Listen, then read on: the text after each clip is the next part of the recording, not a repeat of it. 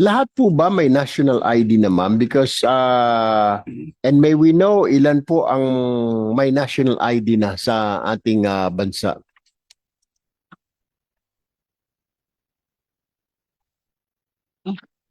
Wait lang. Sir, we have ongoing registration naman po, but as of now, we have a total of 90 million already people that have been issued already with PhilSys number.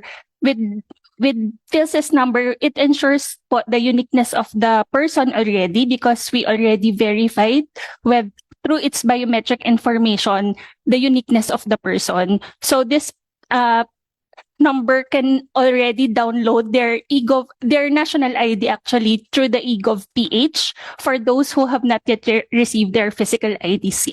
So, you're So, saying may Big portion of the population already has been registered with how many? 90 million 90 million Filipinos. as of Ilan ho ba ang target October. ninyo? for this year's or so. No, I mean na total na target na maabot po ng lahat na magka-ID ng mga adults po.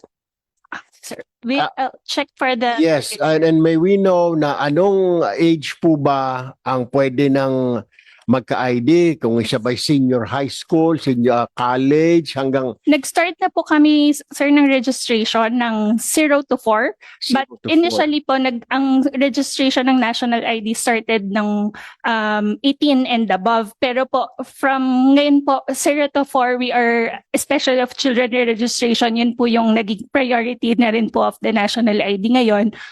Pero initially po, the 0 to 4, wala pa pong biometric capture po sila. Ang problema rin po natin, ma'am, napapansin ho namin, mabuti nandito po kayo, ang reklamo po sa amin, na matagal na po sila nakapagrehistro, meron po silang PhilSys number, ang problem po, wala pa pong physical yung card po, na yung parang driver license po nila. Yes po, we recognize po the ano po. Kailan po kaya darating yan, ma'am? Kasi ako, ma'am, matagal na po ako nagpa-register sa PhilSys. May PhilSys po, sa DSWD pa po ako. Pero hanggang ngayon, ala pa po Yes. akong Sa ngayon po, physical card. yes po, the physical card po, we ensure naman po that it will be provided to all those without the physical card yet.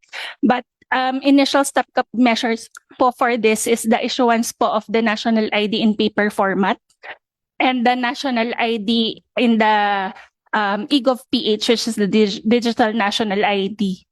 Ang problem po kasi natin, ma'am, pag yung mga papel-papel lang muna, temporary, parang driver license noon, napepeke po ito. Iyon po yung sinasabi natin, baka hindi tanggapin ng mga agencies pag humingi ng assistance or ayuda. Ang hinihingi po ID, photo ID. Kung papel-papel lang po ito, baka hindi po ito tatanggapin. Yun ang nagiging, ano ba palang muna ang problema? Bakit po nagkaka-delay tayo na ma-issuehan lahat itong 90 million ng physical card, ng card mismo? Ano ang problem?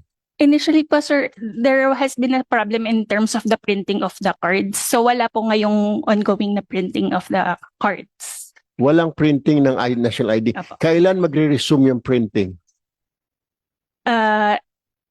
I need to verify po yung official na resumption of the printing of Alright. card. Okay. My next question is, ilan na po ang may physical ID? Ilan na po? I'll retrieve po the necessary information. Well, I'll get back to you. Ano po? Gusto ko po yung malaman, ilan na po ang may physical ID? Kailan po magre-resume ang pagbibigay ng ID? Kasi pinagmamalaki po natin lagi, national ID, ala naman pa pala po. So, balikan po natin. Sige po. But responding din, sir, on in terms of the physical ID, the national ID in paper format and the digital national ID, all these three formats of the national ID have the same functionality and should be accepted in all government and private transactions. Yung pong pagbibigay po nitong national ID na to, we're talking about the plastic card, ma'am. yes, for the Kailan ho kaya yun, yung plastic card na yan? the resumption of the printing po will be get back na lang po. Sige po, okay.